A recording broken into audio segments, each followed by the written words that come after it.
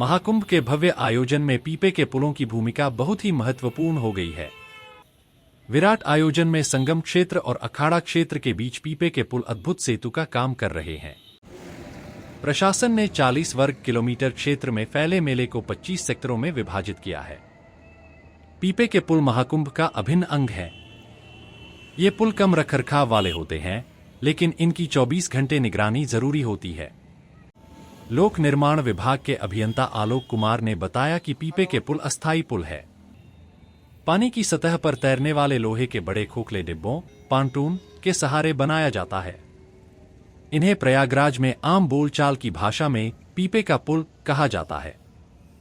महाकुंभ 2025 में श्रद्धालुओं को सहज आवाजाही देने के लिए बनाए गए ये पुल न केवल आम नागरिकों बल्कि 13 अखाड़ों की भव्य छावनी प्रवेश और अमृत स्नान, राजसी स्नान के दौरान रथ, हाथी घोड़े और 1000 से अधिक वाहनों के आवागमन को भी सुनिश्चित कर रहे हैं।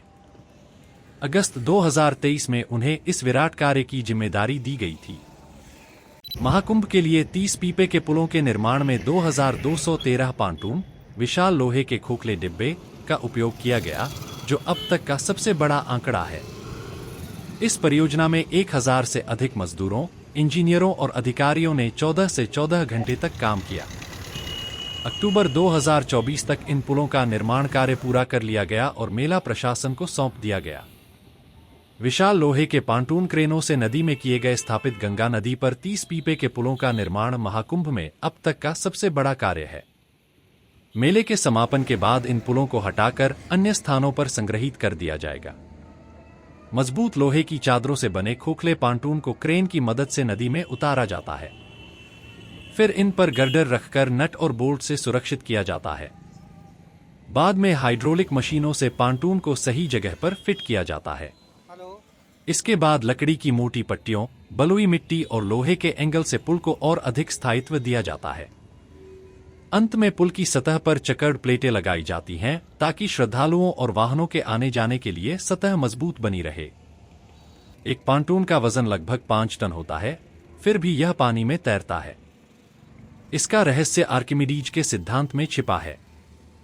पीडब्ल्यूडी अभियंता आलोक कुमार ने बताया, जब कोई वस्तु पानी में डूबी होती है तो वह अपने द्वारा हटाए गए पानी के बराबर भार का प्रतिरोध झेलती है। यही सिद्धांत भारी भरकम पांटून को पानी में तैरने में मदद करता है। पुलों की डिजाइन इस तरह बनाई गई है कि यह 5 टन तक का भार सहन कर सकते हैं। यदि इस सीमा से अधिक भार डाला जाए तो पुल के क्षतिग्रस्त होने या डूबने का खतरा बढ़ जाता है। इसीलिए पुलों पर भीड़ प्रबंधन बेहद जरूरी होता है। 30 पीपे के पुलों के निर्माण में 17.31 करोड़ रुपए खर्च हुए हैं। इनमें से नाखवासुकी मंदिर से झूसी तक बना पुल सबसे महंगा 1.13 करोड़ रुपए पड़ा, जबकि गंगेश्वर और भारद्वाज पुल की लागत 50 लाख से 89 लाख रुपए के बीच रही। पीपे के पुलों की तकनीक 2500 वर्ष पुरानी है। पहली बार इनका उपयोग 480 ईसा पूर्व में फारस के सम्राट जर्क्सीस प्रथम ज़र्क्सिस I ने ग्रीस पर आक्रमण के दौरान किया था। चीन में भी झोउ राजवंश 11वीं सदी ईसा पूर्व के दौरान ऐसे पुलों का उपयोग किया जाता था। भारत में पहला पीपे का पुल अक्टूबर 1874 में हावड़ा और कोलकाता के बीच हुगली नदी पर बनाया गया था। इसे British engineer sir Brentford Leslie ने डिजाइन किया था।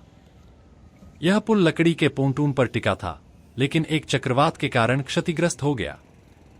अंततः 1943 में इसे हटाकर प्रसिद्ध हावड़ा ब्रिज बना दिया गया। महाकुंभ 2025 के बाद इन पुलों को अलग कर सुरक्षित स्थानों पर रखा जाएगा। अधिकारियों के अनुसार कुछ पुलों को सरायनायत, कनिहार, त्रिवेणीपुरम और परेड ग्राउंड प्रयागराज में संग्रहित किया जाएगा। वहीं कुछ को उत्तर प्रदेश के अन्य जिलों में अस्थायी पुलों के रूप में उपयोग किया जा सकता है।